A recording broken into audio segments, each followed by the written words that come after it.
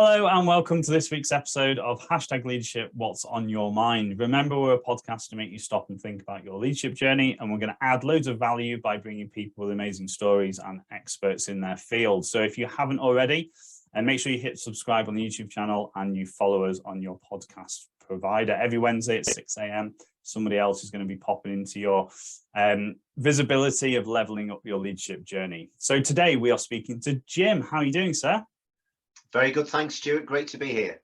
Yeah, thank you so much for joining me. I'm really excited about this conversation. I've only recently just met Jim, and we talk about all the time, just before we jumped on, about planets aligning and just similar mentalities, and I like having conversations with like-minded people. So very much creative. I'm going to get you to introduce yourself in a second, but we'll also be coming on board with Star Development and offering our clients some amazing experiences as well, but a little bit different, which I kind of like that as well.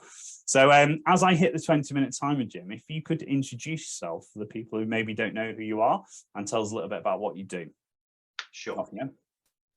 So my name's Jim Wheat. I'm the founder of Dollar Sand Art, or Dollars and Art, which is a creativity leadership brand where I used to create and engage and facilitate.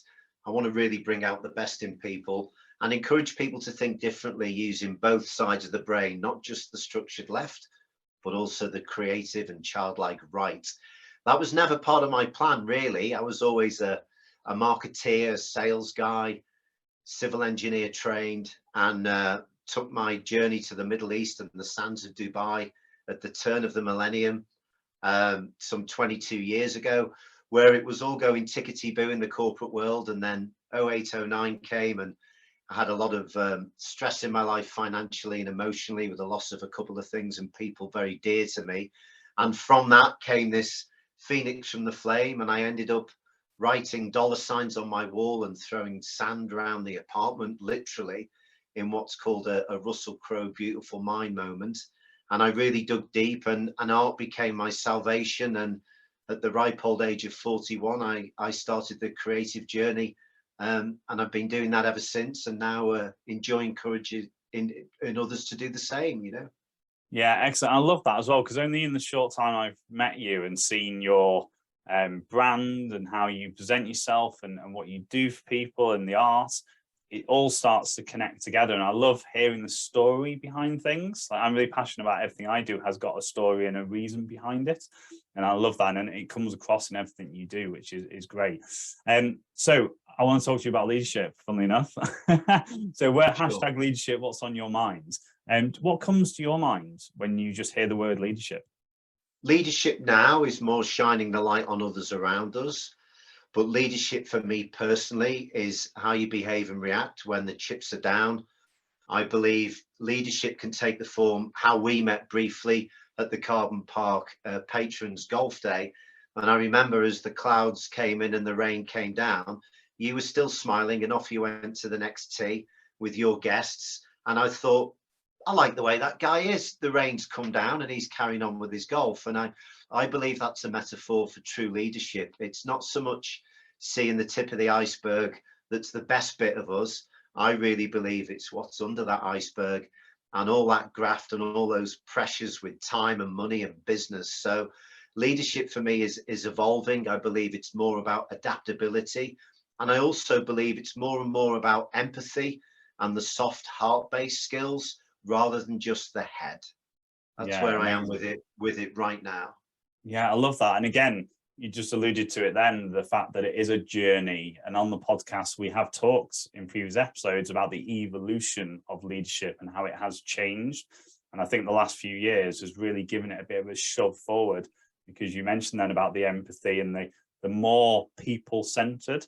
So I love that. So staying with you personally, I know you've said a little bit about you've definitely gone through a journey of self-leadership, but where do you think your leadership journey started? How far back can we go to the foundations of where that leadership started? Probably from the age of 3, when my mum told me she was expecting another baby boy, and I said, you don't need another baby, it's all about me.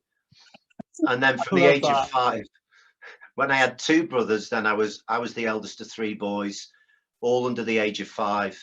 And it was, you know, whatever I wore and did, and Cubs and Scouts and Army Cadets and football and rugby and football and sport and watching and playing. And it was the leadership in me bossing my brothers around. And they used to tease me as teenagers because I was regimental sergeant major, very left brain, the highest ranking cadet in the county of Clwyd at the time, in that's now Flintshire, Wrexham.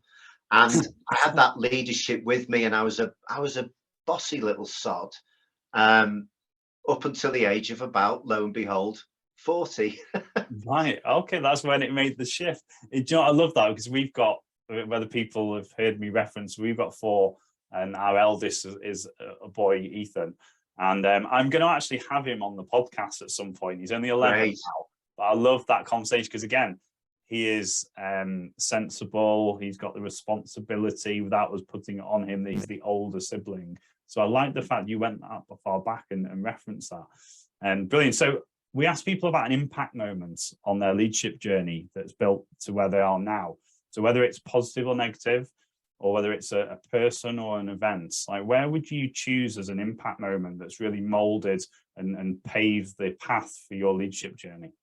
I would say, when I was in the boardroom back in corporate Dubai in the construction world, and I was group general manager with 3,800 staff, and we were building porter cabins for what would have become the Abu Dhabi F1 circuit. So we're going back 08, 09, 2010, a horrendous time in business when the crash happened. And I remember being asked to present the figures, the quarterly figures, to the board of directors. And I delegated that task to the head of accounts, who was a guy from Kerala in South India, brilliant accountant. And I said, Victor will present the figures. And the board said to me, well, you're the group general manager, you should tell us those headlines. I said, but Victor's done all the work. He's the one that's doing the accountancy day in, day out. I'm more leaning towards sales and marketing in my leadership journey. So Victor presented the figures, and I said, well done, Victor, that's great. Does that answer all your questions? And after the meeting, the board took me to one side and said, you can't do that. You've got to be the general manager that stands up. You take the credit and the lights. They've done all the work. It's all on you. I said, well, that just doesn't feel right. And that light bulb moment for me was, do you know what? If I can't shine the light on other people, then this company isn't for me. And I related that to the corporate world, the corporate journey. And some corporate cultures get it right, some corporate cultures get it wrong. And the ones that get it right and wrong are very honest along the journey as things change. They're the ones that I wanted to be with. And I thought, you know what? This probably isn't for me. It doesn't feel right. And then 3 months later, the decision was taken out of my hands anyway. And I was left with no work, and realized how many corporate friends I had at the time. I suddenly wasn't the guy who was taking them out for golf and entertaining. So that epiphany for me was something didn't feel right with my value system. And I've been able to influence that ever since on how I believe leadership should be conducted and treated. And it's different for different people. And it's different in the right or wrong context of a boardroom, or on the golf course, or when there's other things happening in life that are way more important than the corporate handbook, you know. Yeah, I like that. And again, that light bulb moment, that's one in our marketing of Star Development. That's the reason why I use the light bulb, because I'm striving to give people those light bulb moments, and people have them either naturally within the journey, or taking people out to have that time to reflect. And you just exactly what you had, wasn't it? Through no fault of your own. So tell us a little bit about, go on. No, and it wasn't the most dramatic or the sexiest leadership story that I could have chosen, but the way you asked the question just pulled this out. I've never shared that story, by the way. And it was the way you asked the question. So thanks that's kind of part therapy for me, that. And I'm glad it happened, but I remember at the time I was like, this guy's done all the work, and I'm stood there in floodlights earning 10 or 12 times more than him a month. Culturally and statistically didn't feel right, and it's like this just doesn't feel right. So that was absolutely the turning point for me. And do you think that's really, and I know this is a yes, but give me more examples of how this is built on how you then delivered the people focused leadership moving on, and some of the stuff you do now? Well, rather than me coming in as the artist that's painting for people, which is part of what I do, I tell brand stories, leadership stories, celebrity stories. I only create the artwork when the other party is leaning in with me. So one of the recent ones was Frankie Dettori. I was lucky enough to play golf with him in Dubai, got to know him. We created an artwork together with the images that he liked that told a bit of the lucky horseshoe and the story of the dismount. And it was me and him that lent in together. And what I find is now with the workshops that I enjoy offering and facilitating is everyone's got the artist within them and everyone's got creativity within them. It just so happens when I was 5 years old and I came second in the West Cheshire College Draw a Santa Claus contest, and there were only 3 kids in and the other one didn't even finish his. I didn't have a natural gift for art. I still struggle to draw curtains, literally and figuratively. So you're not looking at a classic St. Martin's College fashion design and industry. You're looking at a master's degree civil engineer with a degree in marketing, with a couple of qualifications in life coaching. And within that realm of control and confinement and certification came a couple of coaching models that are very right side of the brain, very fluid, very creativity based. So if I can bring that into a room of executives where the session will start in the morning and there's a few that are folding their arms thinking, this is the artistic bit that is a bit fluffy and I can't really measure it.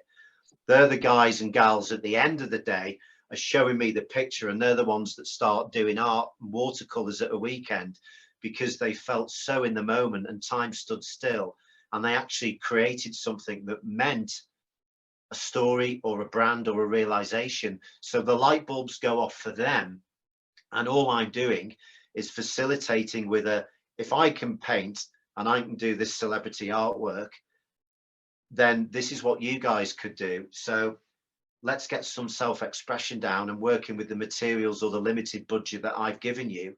You've all got $100 to spend. Sell me a masterpiece for $10,000 and you've got 5 hours to do it. Go. Yeah, I love that. And again, I love the fact that you're not classically trained or you've spent time at art college. And again, I think that shines through in more passion, purpose. But tell us a little bit about some of the stories you've got of somebody that's been really kind of reluctant and how they've turned out the other side of, because again, it's a light bulb moment, isn't it, of people finding that creativity. And you mentioned then, and I see it all the time, about just where do I find this time, and being very kind of, I could be using this time on emails or phone calls, and it's like, come on, value this time. And everybody comes round at their own pace. But I think what I've experienced is they all come round. Yeah, and those that fold their arms and don't want to and don't have the empathy, once that's embellished and I align it with the person next to you, I love doing the icebreakers as well, Stuart, like yourself, and you think you know the person next to you, or you might share an office, or you may have never met. The things that come out of these icebreakers are often aligned to the heart and what people are passionate about. When you tap into what they're passionate about, what they care about, that can be part of a mind map. It can be part of a color. It can be part of a branded identity. It can be part of their identity. When we align those dots, the creativity comes out. So I've had a couple of examples. I was working in Sydney, Australia, briefly on a project for a brand called Chili Marketing, who own a Record League cider. And we did an executive creative workshop with them, where I went all Dragon's Den, and for a team of 8 people, they had a day with limited materials and resource to create a masterpiece that they had to sell me. But the masterpiece had to be about the brand and the brand story of how these 3 Barton brothers literally were traveling around the world and got this idea to bring drinks back to the UK and ended up selling it out to Molson Coors. It's a huge brand story that's very inspirational. And all the team knew that. And they ended up creating this artwork that told that story. And the idea was they were meant to sell me a $10,000 painting.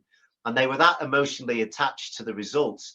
They said, this isn't for sale, it's priceless. and we're hanging it in our boardroom at the head office in Manly in Sydney, which where it, you know, that's where it sits to this day. And from going from a team that watching the dynamics of everyone adopting different roles in that task and what came out of it, the team naturally gravitated to people that really wanted to get stuck in with the paints, and others wanted to keep an eye on the budget and the materials, and everyone played that part. But what happened at the end of that day is they valued the process of the story and the multi-layers behind creating a painting, or as a form of expression. And that positioned art in their needs, if you like, and wants and values as something very special that they'd created, rather than saying, Jim, you're an artist, connect the dots, here's the vision, mission and values, what would you say about us? Well, what better than the staff members to piece their own bits of the brand story that as they understood it, to create an artwork that tells the story of the company and how the founders had the courage to make it happen. Yeah, I love that, because again, we do quite a lot of the vision, mission, purpose, and and recently, this is why we're connecting and doing work together, because it can be quite, through no fault, especially in founders, it can be that person's vision, mission, purpose, and then before they know it, they've grown to 100+ people, and actually they've not revisited and got everybody on board. So you can have a big distance between vision, mission and purpose, and doing it through art, I just think it's amazing. Have you got any advice for anybody who is out there listening to this thinking, that sounds really good, how do I step towards that? Because where I'm going with that is quite a lot of these things can be, I like to say, voluntold. Like, I would like you to go and spend a day, but we need to really get people in the right frame of mind before they even step in the door. How do we get people starting to think and connecting the dots of their people and getting the voices in the room, like the using that tool of people around us? I think the creative workshop and the comprising something that gets staff members to tell their version of the brand and the leader's brand and what the culture is in the company, everyone's going to have a different viewpoint of that. The lady or the guy that's on reception versus the one who's just started on his probationary period as someone that's coming from college, to the person that's been there from day one, to someone that's you know, that's in and out of the company and is back again. I think everyone has a different perception, but it's interesting from a leader's perspective to say, well, let's get the thermometer and the barometer out of where we are as a business, where we think we're headed, and where we think our personality is as a brand. You know, one of the classic workshop examples is, if Star Development was a car, what type of car would it be? Rhetorical question. Is it a Bentley? Is it a Mercedes? Is it a tractor? Is it a 4x4? The Dollars and Art car has had times of being a clown's car that's completely directionless, and something creative comes out the back and I've just paid the bills. Or it's been the Bentley in the context of a high-end golf day in Dubai that I'm sponsoring, and I'm doing an artwork on the tee. So I have multiple cars for my brand, but each one has to be taken on board. So I think awareness of how your brand is perceived versus how you perceive your brand is such a powerful exercise in that sense of inclusion, to say to your team, I value what you think. Let's take the pause button off here at Carbon Park. Let's have this day of a bit of navel gazing, a bit of stargazing, with our feet on the ground and our heads in the clouds. Let's see what we can create together. And you tell your story to the room. Tell the story of why you chose this color for this artwork. Well, I did it. I've just done a red paintbrush on a black canvas because the red gave me passion and hope, and your company's helped me realize my true potential in your leadership program. And it was black around the outside because it was a dark time during the pandemic, and I'd lost my way and I didn't know what I was doing. And this has given me my hope, and I want to be part of this journey. So something as powerful and succinct as that can come out from a staff member, a colleague and a co-worker, I think is dynamite feedback for the leadership team moving forward. Yeah, amazing. We've only got a minute and a half left. I've got one more question for you. So I love that, because again, I fit that into the changing perspective. And again, you can have that change of perspective between two people, but also a change of perspective of self as well, the seeing something a bit differently. And then when you said then the power of storytelling is absolutely phenomenal, and I know you do that through art really well.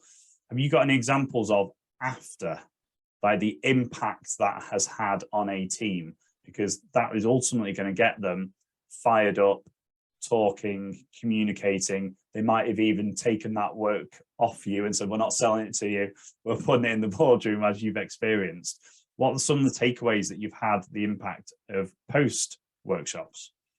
A post workshop for me would be some of the mental health rehabilitation work I've done. The most recently was H.M.P Berwyn in Wrexham, and the residents, let's not call them inmates, but the residents that were part of that community identity and values project, they all became artists in their own mind, and the prison walls and the prison bars during those art classes dissolved away, and it gave them liberation and hope. And that's probably the most powerful impact that I've seen creativity have on a group of people that sadly I can't keep in touch with for obvious reasons, but it gave them that sense of creativity and hope, to the point where the artwork that we did is actually featured in Chester Cathedral on a wall. But that's another story. Amazing, amazing. Thank you so much. And again, every time we have conversations, it perks different interest stories in my head as well, because that kind of, I was asked recently about why I do what I do, and it links back to that light bulb moment of seeing those light bulb moments and people having quite open, honest conversations with themselves about the impact they're having, the realization, the what they can add, and it just stimulates growth, doesn't it? And I know you do that really well through art. So Jim, thank you so much for your time. That has absolutely flown by. That's 20 minutes done. So thank you so much. Are you sure it wasn't 2 minutes? Exactly. Well, these are great people talking. It's going to go quickly. So ladies and gents, thank you so much for listening. If you haven't already and you've liked this, every Wednesday at 6 a.m. there's going to be more amazing people, amazing stories coming. There's some amazing people I've got on the agenda that are coming up as well. So make sure you subscribe to the YouTube channel. Make sure you follow us on your podcast provider. And as ever, please let us know the bits that you get from each of the podcasts. They're going to be different. Again, changing perspective. How are we adding value to your leadership journey? Jim, thank you so much again. Pleasure.